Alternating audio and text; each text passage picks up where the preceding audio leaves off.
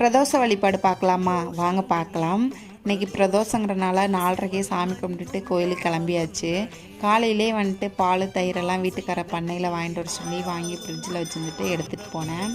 அப்புறம் போகிற வழியில் பற்றி இதெல்லாம் நம்மளால் என்ன முடியுதோ சாமிக்கு வாங்கி கொடுக்கலாம். இந்த பையனை பாருங்கள் என்ன பண்ணிட்டு உட்காந்துருக்கான்னு சொல்லிட்டு கத்திகிட்டே இருக்குது போய் கோயிலில் உட்காந்துக்கிட்டு. வேறு என்ன பண்ணுறது, ஃபோனை கொடுத்தேன், அப்படி அவனாகவே வீடியோ எடுத்துகிட்டு உட்காந்துருக்கான். இப்போ மஞ்சள் அபிஷேகம் தாங்க நடக்குது, சந்தன அபிஷேகம்லாம் நடக்குது. நான் எல்லா பிரதோஷத்துக்குமே கோயிலுக்கு போயிடுவேங்க. எந்த பிரதோஷமே மிஸ் பண்ண மாட்டேன். எனக்கு இந்த பிரதோஷ வழிபாடு பார்க்குறது ரொம்ப பிடிக்கும். பால் வாங்கி கொடுத்தோம்னா நீண்ட ஆயுள் கொடுன்னு சொல்லுவாங்க. தயிர் வாங்கி கொடுத்தா நோய் தீருன்னு சொல்லுவாங்க. அவ்வளோதாங்க, அபிஷேகம்லாம் முடிஞ்சு தீபாரணை தான் நடக்குது. நாங்கள் எங்கே போகிறோம் எங்கே வர்றோம், வீட்டிலே தானே இருக்கோம். அதனால கோயிலில் என்ன விசேஷம் நடந்தாலுமே கோயிலுக்கு போயிடுவோம் நானும் தம்பியும்.